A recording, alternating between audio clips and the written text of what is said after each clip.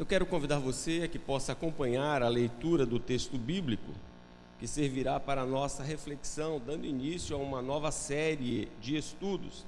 Abra sua Bíblia na Epístola de Paulo aos Efésios, no capítulo de número 5, do verso 25 ao verso de número 33. Epístola de Paulo aos Efésios, capítulo 5, dos versos 25 a 33. O tema do estudo de hoje é marido de verdade, tomando como base o texto bíblico que estaremos procedendo à leitura, no qual estaremos embasando o estudo desta noite.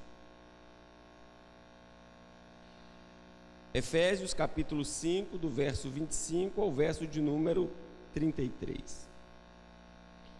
Maridos, amai vossa mulher, como também Cristo amou a igreja e a si mesmo se entregou por ela, para que a santificasse, tendo-a purificado por meio da lavagem de água pela palavra, para a apresentar a si mesmo igreja gloriosa, sem mácula, nem ruga, nem coisa semelhante, porém santa e sem defeito. Assim também os maridos devem amar a sua esposa como ao próprio corpo. Quem ama a esposa, a si mesmo se ama. Porque ninguém jamais odiou a própria carne, antes a alimenta e dela cuida, como também Cristo faz com a igreja. Porque somos membros do seu corpo. Eis porque deixará o homem a seu pai e a sua mãe, e se unirá à sua mulher, e se tornarão os dois uma só carne. Grande é este mistério, mas eu me refiro a Cristo e à igreja. Não obstante, vós, cada um de per si, também ame a própria esposa como a si mesmo, e a esposa respeite ao marido. Amém. Certamente que uma igreja forte decorre de famílias fortes. Quando a família está firmada na rocha, quando a família se fortifica na palavra de Deus e por meio de uma vida de devoção, aquilo que é experimentado no seio do lar alcança a igreja, onde a família também é fortalecida, ela é instruída para que o ensino, a instrução se reproduza no lar, e assim nós temos um ciclo virtuoso, nós temos assim um tempo de bênção, nós temos assim um tempo de crescimento. E eu inicio então essa série de estudos tomando como base a palavra de Deus e tendo o marido como objeto da análise segundo a Escritura. Então hoje eu vou pedir licença aos meus irmãos para me direcionar de uma forma mais específica a quem é marido. Quem é solteiro vai aprendendo, vai se preparando, vai exercitando, vai se exercitando no que diz respeito ao conhecimento para a prática doméstica. Então eu começo com algo muito pessoal que você não precisa expor de forma audível, é de forma particular. E a pergunta é a seguinte: qual a base de sustentação da sua família? Qual a base de sustentação da sua família? Em outras palavras, que cosmovisão fundamenta sua família? Não há ninguém neutro, não há ninguém absolutamente neutro. Todos nós temos uma cosmovisão, todos nós temos uma formação, todos nós temos um entendimento. E a pergunta é: que entendimento, que visão norteia o nosso relacionamento familiar? Certamente que não há ninguém desprovido de um entendimento, de uma percepção, de uma filosofia, ou, se você preferir, de uma cosmovisão. Muitos organizam sua vida familiar com base nos formadores de opinião. Nós temos pessoas aí que são famosas nas redes sociais e elas emitem opinião a respeito de todos os assuntos. Não tem um assunto para o qual ela não tenha um posicionamento, uma instrução, uma dica, uma orientação. e há pessoas que então normatizam sua vida doméstica, tendo como base tais gurus, inclusive na igreja. Pessoas que estão acompanhando, seguindo estes formadores de opinião. Segundo, os acadêmicos. Há muitos que estão colocando a sua família dentro de uma forma que foi elaborada na academia, nos centros de estudo. E as pessoas então dizem, são pessoas informadas, são pessoas estudiosas, certamente elas sabem acerca do que estão falando. E elas podem, por meio das instruções, dar dicas, dar orientações, fornecer conceitos que ajudam no sucesso da vida familiar. Mas há também os que normatizam sua vida doméstica, tomando como base o comportamento da maioria, ou em outras palavras, Cristina, a moda. Porque a moda não se estabelece apenas no nosso vestuário.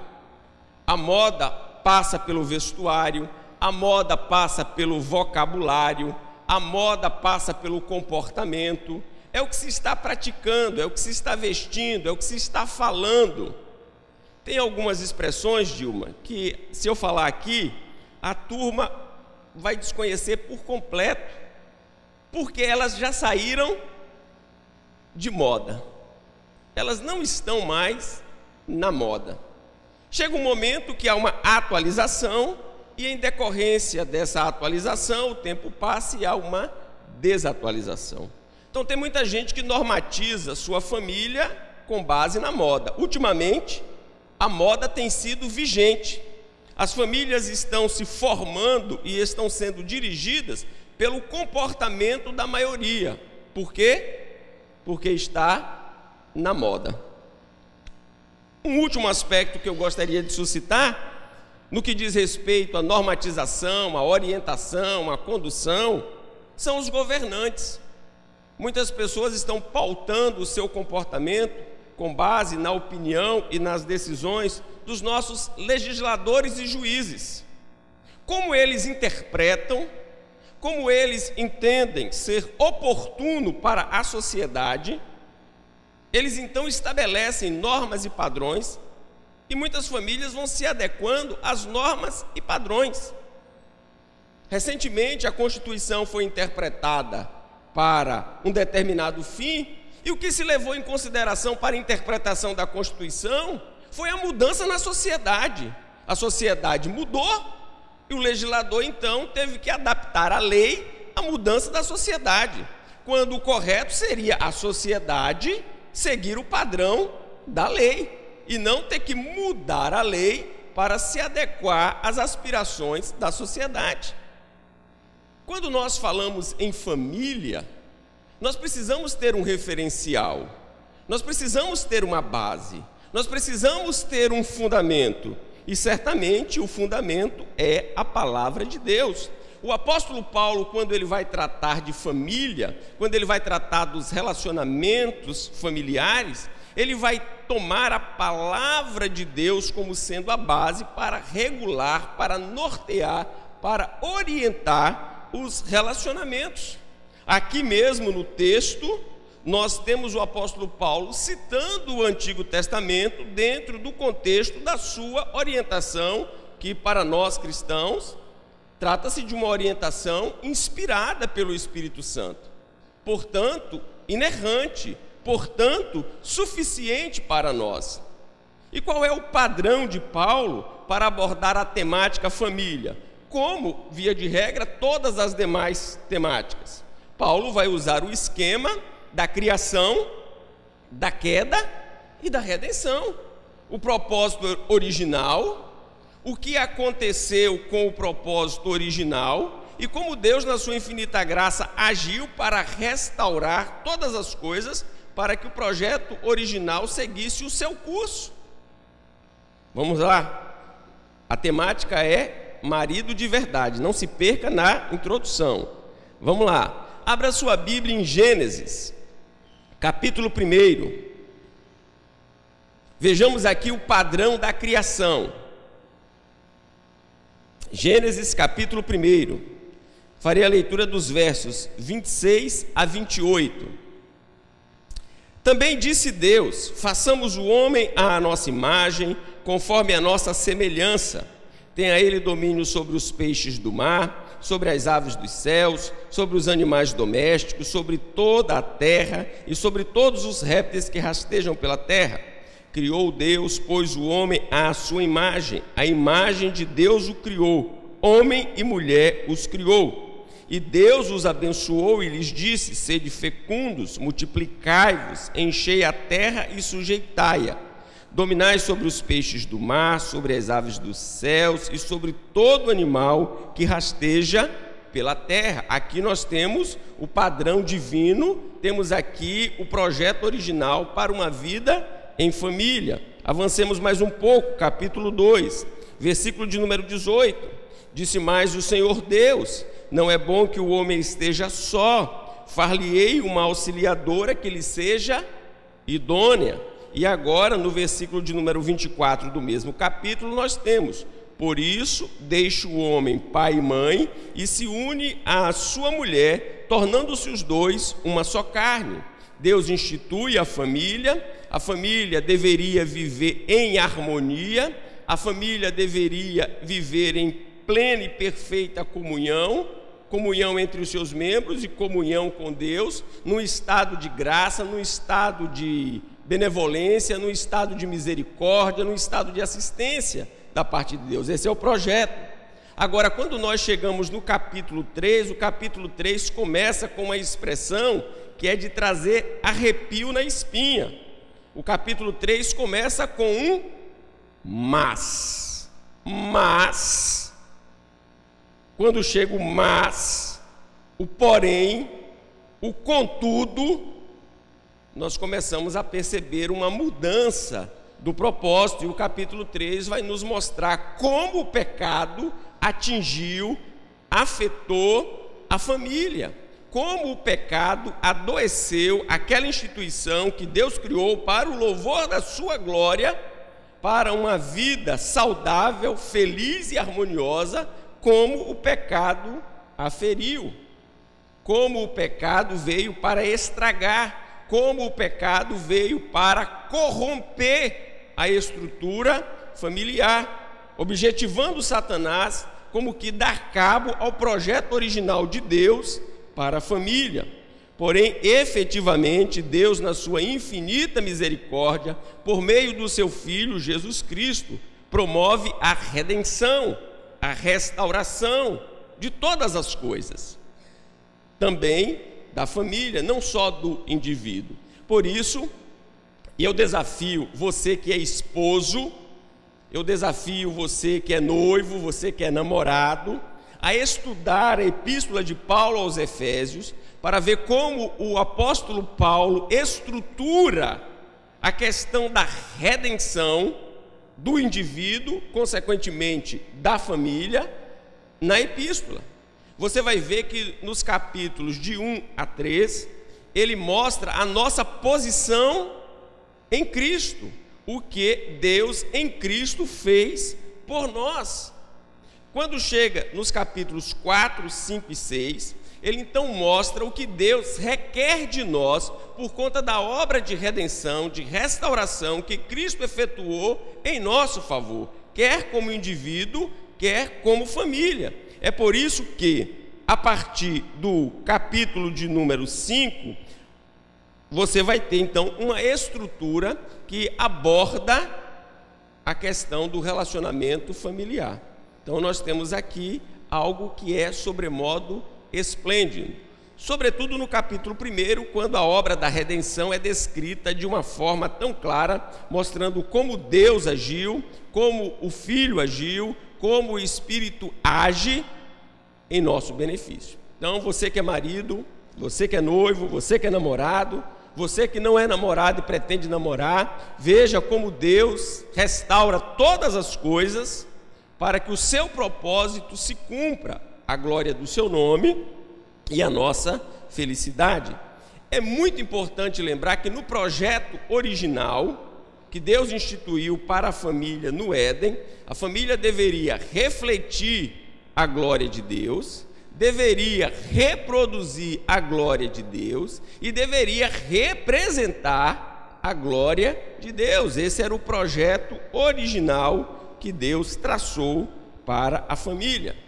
E o marido, certamente, com um papel de destaque, bem como a mulher. Mas a mulher trataremos na próxima semana. Qual é então o papel do marido no casamento?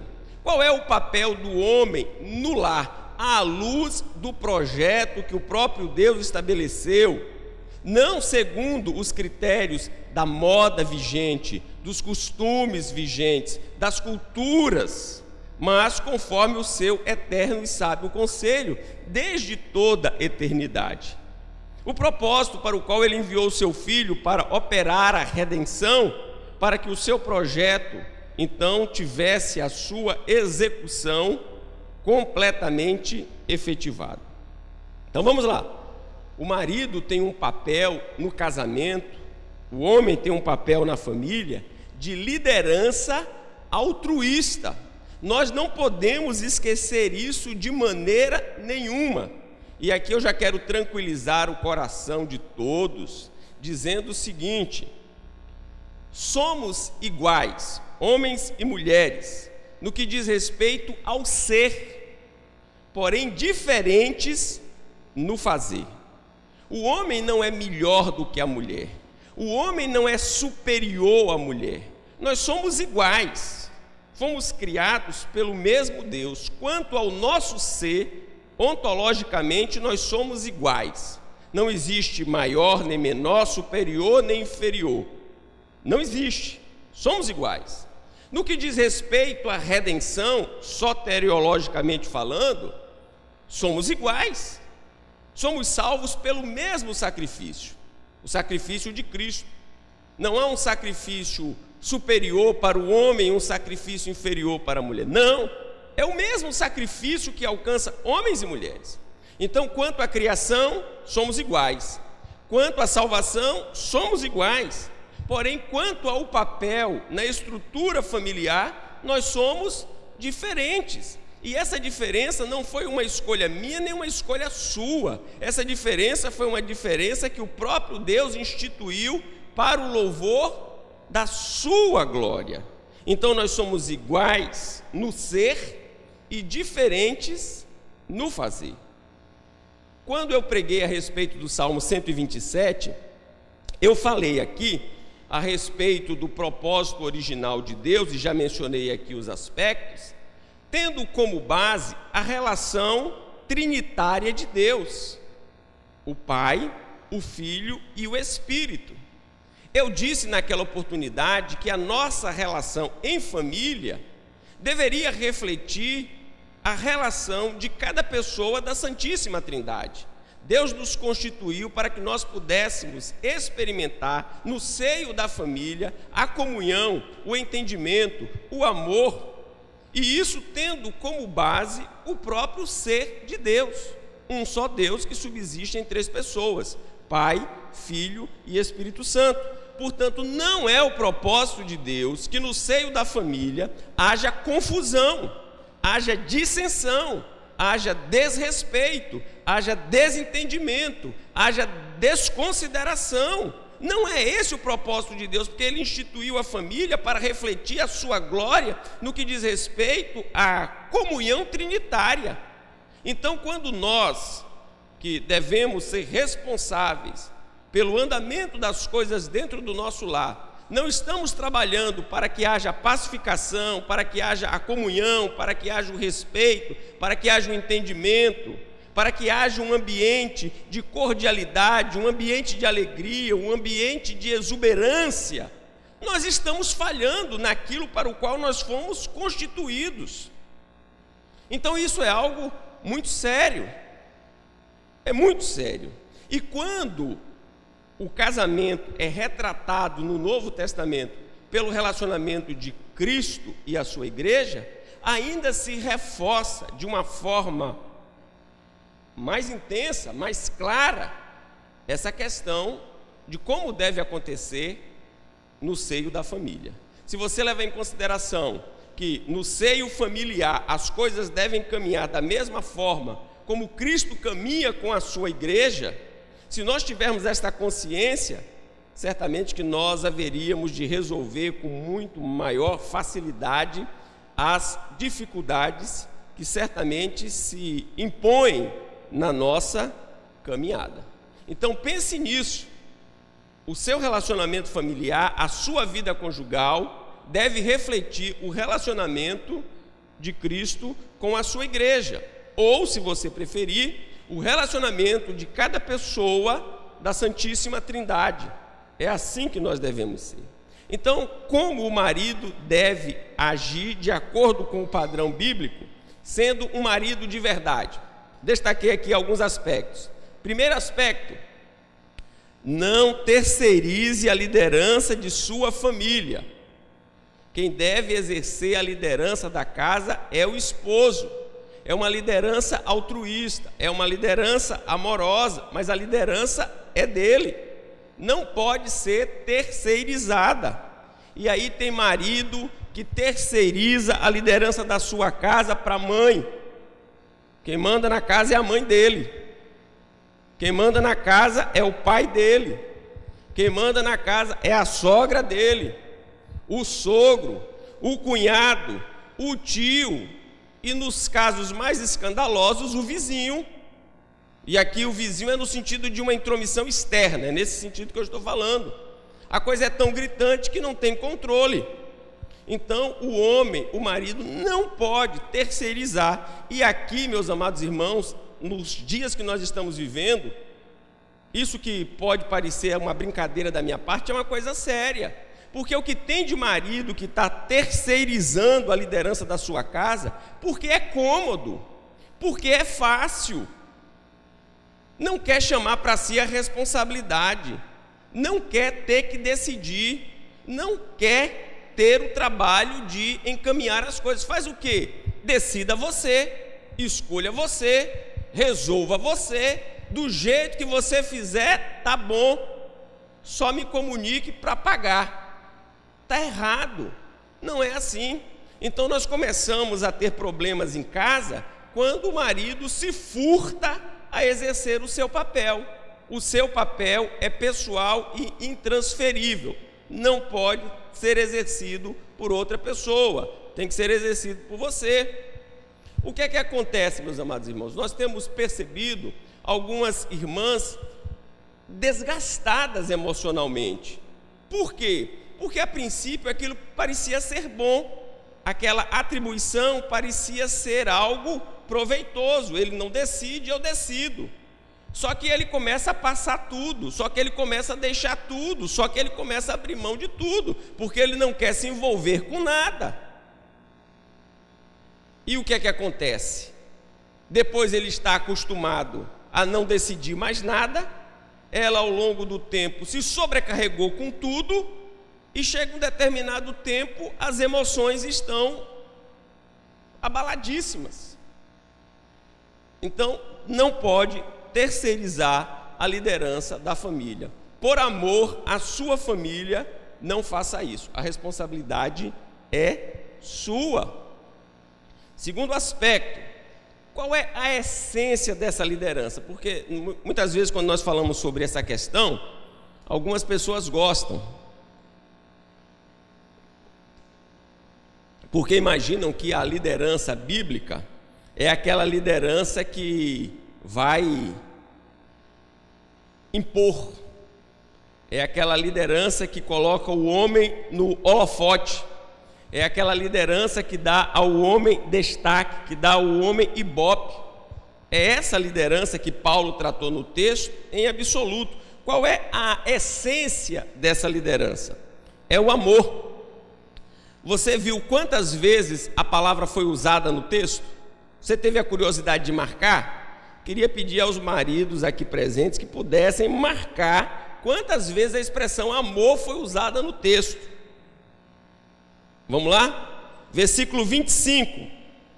Maridos, amai vossa mulher como também Cristo amou a igreja e a si mesmo se entregou por ela, 2 vezes. 28. Assim também os maridos devem amar a sua esposa como ao próprio corpo. Quem ama a sua esposa, a si mesmo se ama. 3 vezes agora. Versículo de número 33. Aí o 33 nós vamos ler juntos para ninguém dormir. 33. Não obstante, vós, cada um de per si, também ame a sua própria esposa como a si mesmo, e a esposa respeite o marido. Olha aqui, 1 vez, 2 vezes, 3 vezes, 1 vez, 6 vezes. Amor foi citado num curto espaço de texto. Por quê? Porque a essência dessa liderança é uma liderança pautada no amor. Então vamos lá, ver como é que isso funciona. Qual é a diferença de um marido que ama a sua esposa e de um marido que ama a si mesmo? Porque há uma diferença. Há uma diferença entre o marido que ama a esposa e o marido que ama a si mesmo. O marido que ama a esposa, ele conduz a sua esposa, ele conduz a sua família. Ele é um líder servidor, se você quiser usar essa expressão. Mas o líder que é egoísta, ele oprime. Por quê? Porque ele quer extrair benefícios da convivência e do relacionamento familiar para sua satisfação. Então, todo líder egoísta, ele vai oprimir, ele vai extrair, ele vai arrancar, ele vai sugar. Ele é um verdadeiro morcego. Está ali para chupar o sangue. Esse é o egoísta. Ele não está pensando no bem da família, ele não está pensando no bem da sua esposa, ele só está pensando no seu próprio bem. Ele está utilizando a esposa para a sua satisfação, para alcançar o seu projeto, o seu patamar, a sua idealização. Quem ama, cuida. Quem ama, zela. Quem ama, se importa.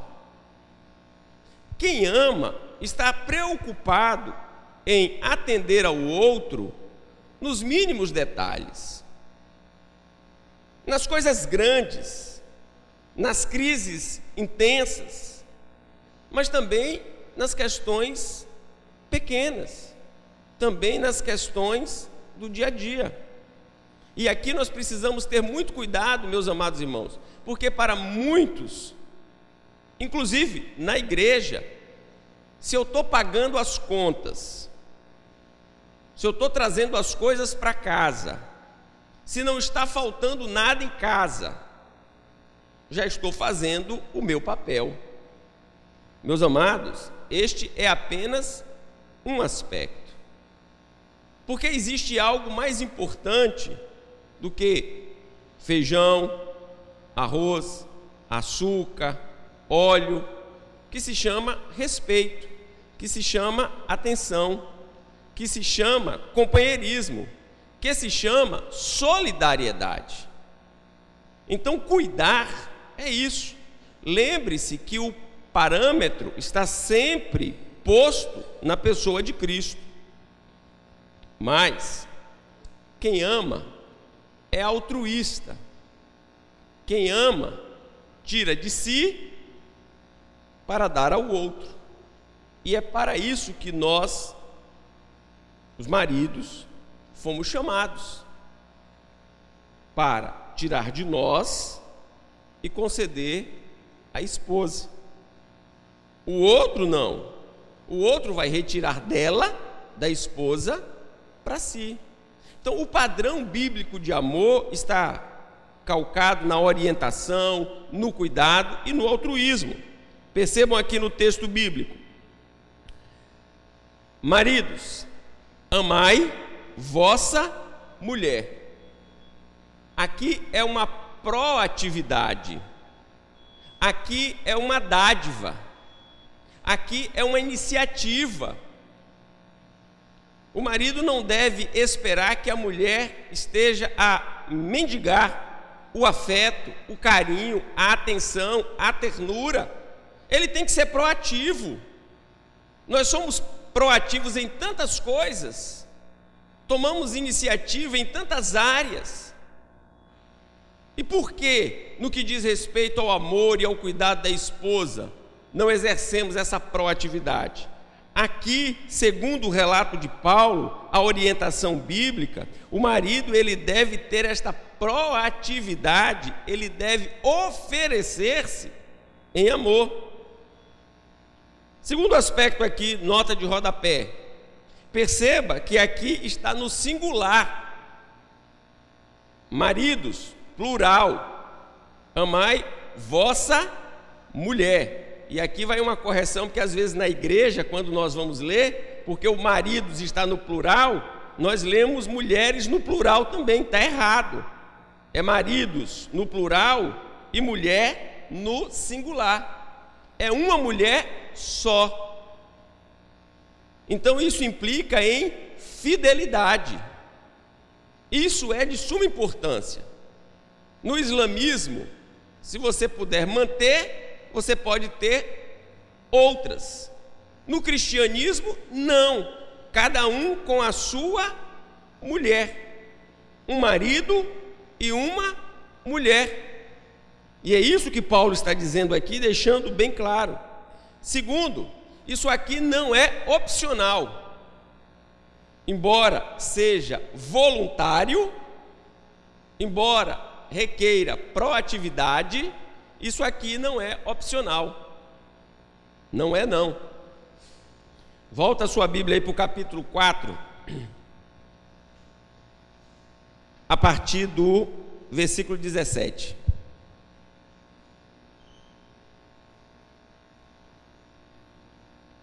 A sessão começa assim, ó.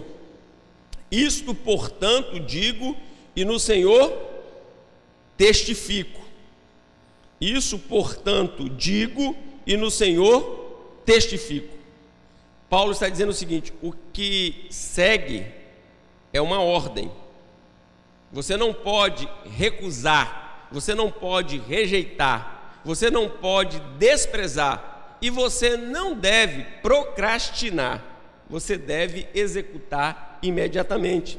Por isso o apóstolo Paulo vai nos mostrar aqui no texto que esta questão de amar não é em absoluto uma opção. Eu amo se quiser, eu amo quando quiser, deixo de amar quando entender e volto a amar se assim o quiser. Não, de forma nenhuma. De maneira nenhuma. É uma ordem.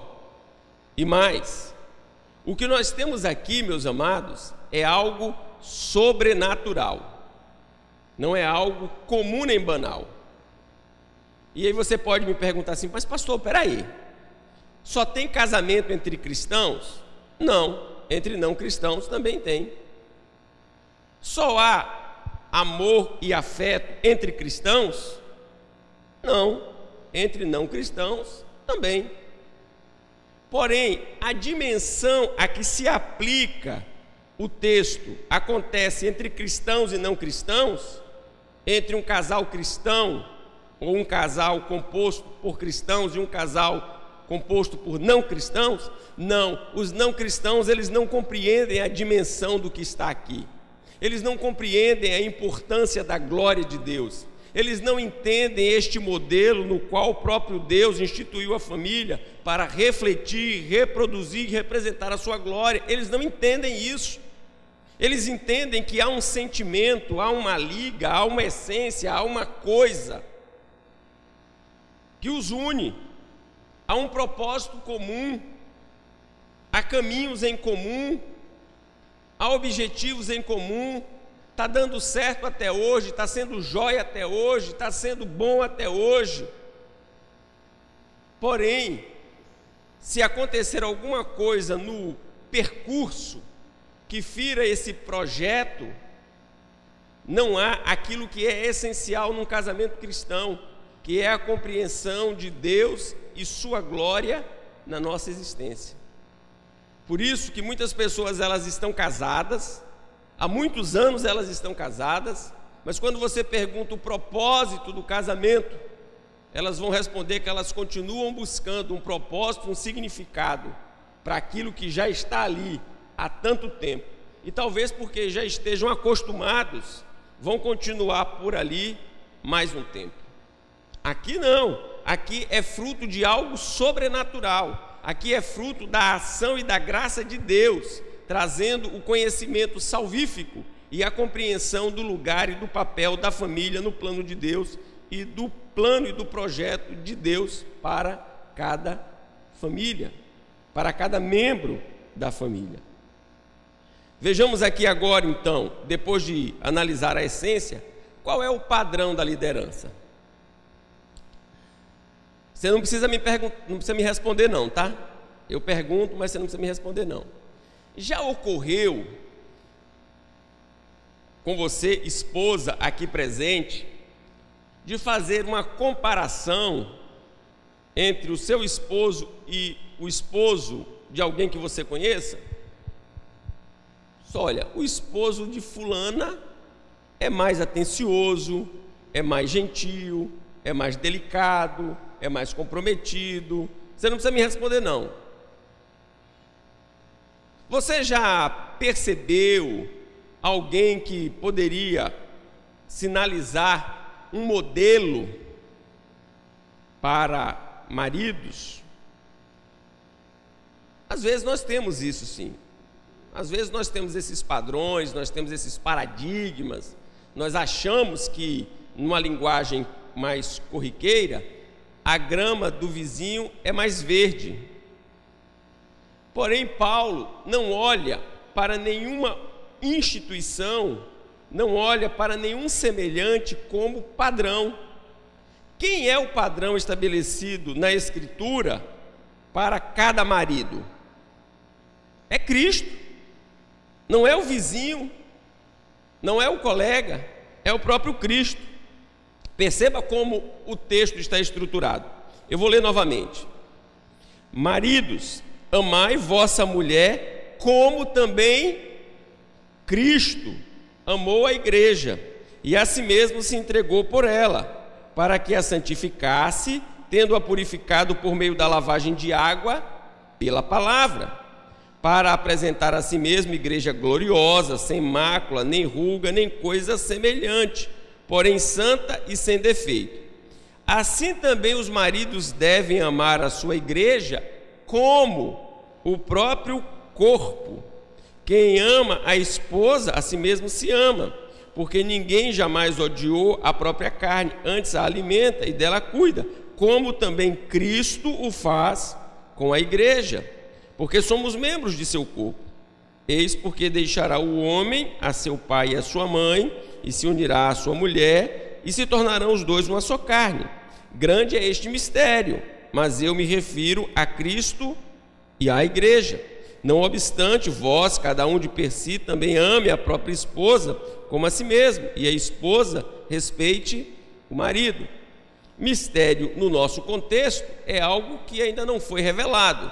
Mistério no contexto do apóstolo Paulo, no contexto da epístola, é algo que já está claro, patente, nítido, todo mundo conhece.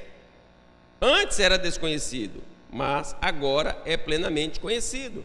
Então, o padrão para cada um de nós é o próprio Cristo.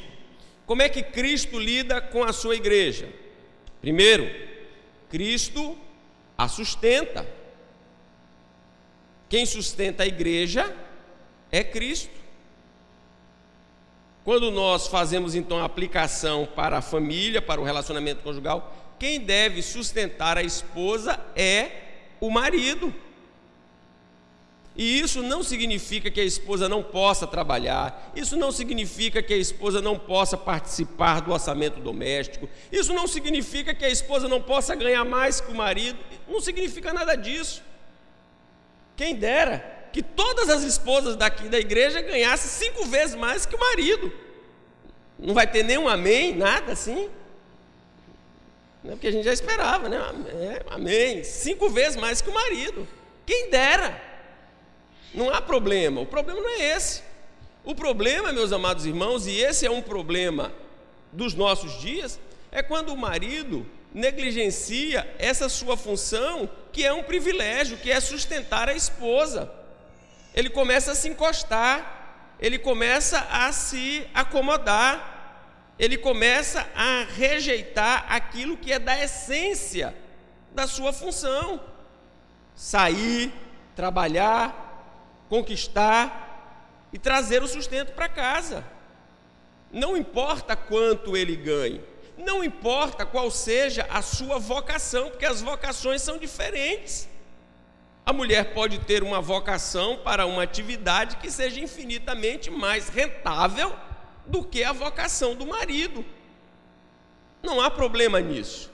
Agora, o que não pode é o marido, por conta da posição social da esposa, cruzar os braços e ficar como um parasita dentro de casa.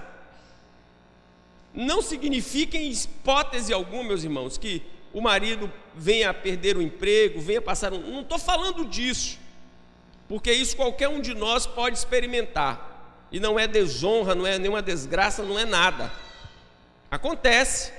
O que eu estou falando é no sentido da pessoa negligenciar aquilo que é fundamental da natureza do seu papel, que é sustentar a sua casa.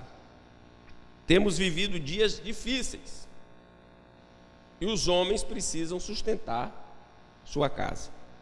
Mas, como Cristo protege a igreja, cabe ao marido proteger a mulher. Nosso primeiro pai, Adão, ele errou no Éden por isso. Caberia a ele proteger Eva. Caberia a ele ter tomado a dianteira, caberia a ele ter tomado uma posição, caberia a ele ter feito algo. Mas a ideia que podemos inferir do texto é que ele ficou deitado eternamente em berço esplêndido, ao som do mar e à luz do céu profundo. Ele deixou Eva ali no diálogo, quando ele deveria protegê-la.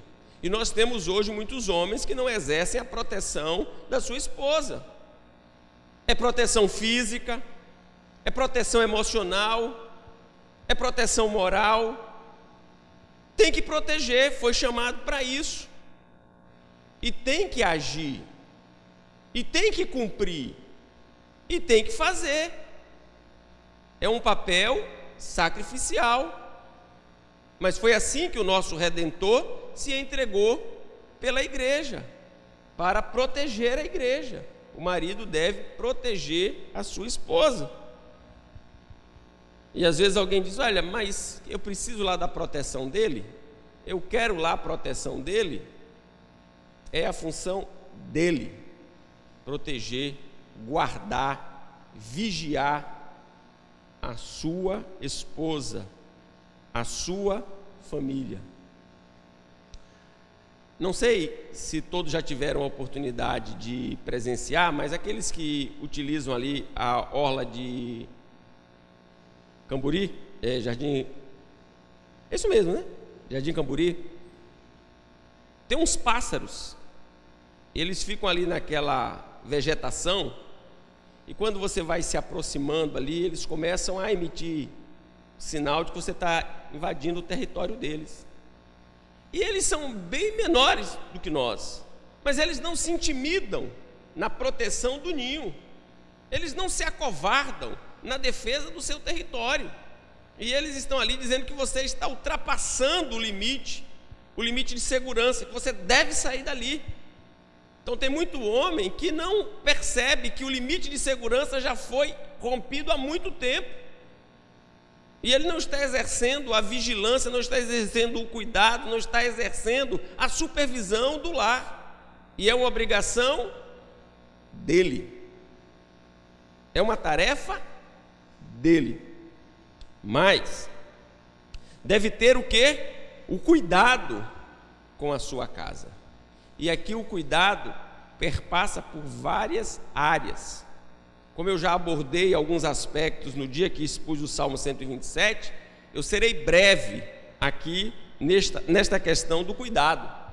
Diz respeito ao diálogo, há marido que não conversa com a mulher, que não trata dos assuntos, que não trata das questões, que não aborda aquilo que é de interesse.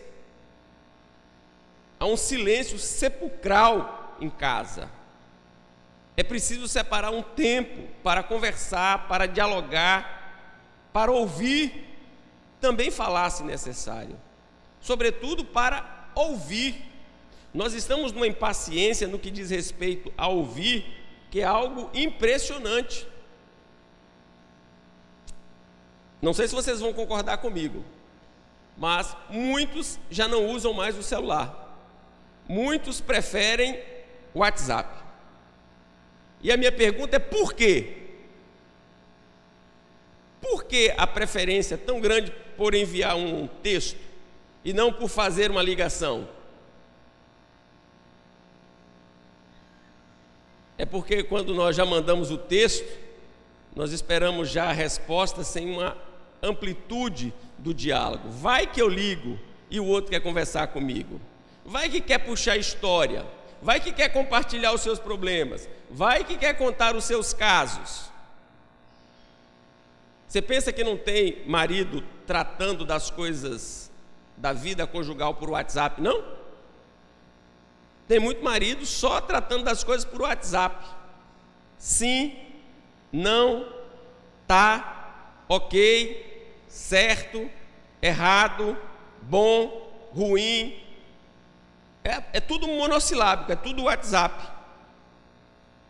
Fala, ok. Joinha, vai só com joinha. O joinha. Não está joinha não. Está muito ruim. Está péssimo. O relacionamento está em frangalhos. Por quê? Porque não tem o cuidado de ouvir. Muitas vezes é só ouvir, não precisa falar. É só ouvir, é só ter o tempo. Tem muito esposo que não está ouvindo a esposa.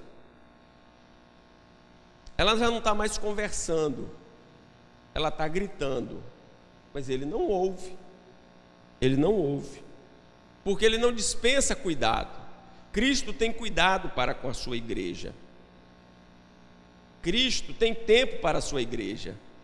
Sabe qual é a diferença do âmbito familiar para o âmbito do padrão divino? É que Cristo tem todo o tempo para ouvir a igreja. A igreja é que não quer falar com Cristo. A igreja para com Cristo é monossilábica. São orações de segundos. A igreja está muito ocupada para falar com Cristo. E Cristo tem toda a atenção para com a igreja. Muitas vezes no relacionamento familiar é o contrário. Ele nunca tem tempo para ouvir a esposa. Então o cuidado passa por essas questões. Finalizo aqui apontando ou tomando como base o padrão de liderança do próprio Cristo no que diz respeito ao seu relacionamento com a igreja. Além do sustento, além da proteção, além do cuidado, tem o pastoreio. E aqui eu e os meus irmãos, pastores, presbíteros, precisamos, com a graça de Deus, de intrepidez para abordar os nossos irmãos que são casados e saber como é que anda a vida devocional em casa. Nós precisamos pedir a Deus graça para confrontar os homens da igreja, para saber como é que anda a vida devocional em casa. O marido é o responsável pelo pastoreio da família. O marido é o responsável pela condução devocional da família. O marido é o responsável por convocar a família para a leitura da Bíblia. A responsabilidade é do marido. Não significa com isso que a esposa não possa reunir a família, não significa com isso que a esposa não possa lembrá-lo, não significa com isso que ela não possa incentivá-lo, mas o que eu estou falando é de abrir mão de uma tarefa que é nossa. E às vezes nós estamos tão ocupados com a igreja que não estamos atentos à nossa família. A nossa vida devocional deve começar em casa e alcançar a igreja. Às vezes a gente faz na igreja e não faz em casa. Isso está errado. Não é assim. Não deve ser dessa forma. Então o pastoreio da família é do homem. Aqui algumas vezes as irmãs estão sobrecarregadas e emocionalmente fragilizadas, porque elas precisam arrumar os meninos e ainda precisam arrumar o marido. Elas trocam a roupa das crianças e tem que trocar a roupa do marido, porque senão não vai, o camarada não anda. Tem que dar o café para as crianças e dar o café para o marido, senão não vai. Ela pega os meninos com uma mão e o marido com a outra e puxa, senão não vai. Quando deveria ser ele que deveria estar conduzindo a sua casa, quando deveria ser ele que deveria estar ajudando em sua casa. E nós, senhores presbíteros que aqui estão, pastor Daniel, nós temos a responsabilidade de confrontar os homens dessa igreja,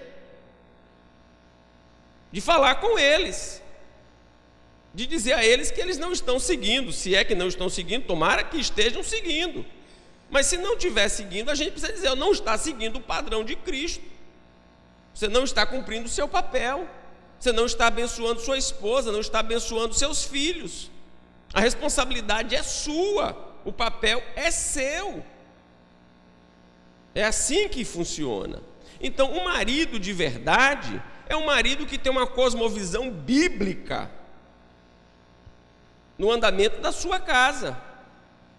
Um marido de verdade é um marido que tem o amor como a essência do relacionamento conjugal e do relacionamento familiar. Um marido de verdade é um marido que tem a Cristo como seu padrão, como seu modelo, e o relacionamento de Cristo com a igreja, a diretriz para ele atuar em casa. Somos perfeitos? Não somos perfeitos. Temos falhas? Temos falhas. Temos erros? Temos erros. Temos pecados? Temos pecados. Temos incoerências? Temos incoerências. Eu estou usando aí os sinônimos para dar oportunidade a todo mundo, para ninguém ficar de fora. A questão é se nós nos acostumamos com isso. A questão é se nós nos amoldamos a isso e achamos que isso é normal, porque não é normal. Nós somos chamados ao arrependimento, nós somos chamados ao quebrantamento, nós somos chamados a reconstruir, a refazer, a consertar aquilo que está errado. É por isso que este relacionamento não é natural, é um relacionamento sobrenatural. É por isso que só quem é nascido de novo, só quem experimentou a redenção, tem a compreensão do paradigma da ação trinitária como modelo do relacionamento e do padrão de Cristo com a igreja como sendo aquilo que vai nos nortear. Lá fora não tem esse padrão, lá fora não tem essa ideia, lá fora não tem essa imagem. Irmãos, nós que somos casados, precisamos voltar à epístola de Paulo aos Efésios e estudar aquilo que Deus fez por nós, de 1 a 3, e aquilo que Deus requer de nós, de 4 a 6. E de uma forma muito pontual, a partir do capítulo 5, o que Deus requer de nós no exercício da liderança, do amor em casa. Portanto, versículo 15 do capítulo 5: vede prudentemente como andais. Versículo 18: e não vos embriagueis com vinho, no qual há dissolução, mas enchei-vos do Espírito, mas sujeitando-vos uns aos outros no temor de Cristo. Perceberam? Prudentemente, como se porta, remindo o tempo, enchendo-se do Espírito, sujeitando-se uns aos outros, e a família segue em paz e em segurança. Nós vamos orar agora, pedir a Deus a sua misericórdia. Nós vamos orar agora pedindo a Deus a sua graça, o seu favor, sobre a nossa família, sobre as famílias da igreja. pedindo a Deus que Deus aqueça o nosso coração, que Deus dê graça ao nosso lar. Tire um tempo para orar por sua família. Ore por sua família nesse instante.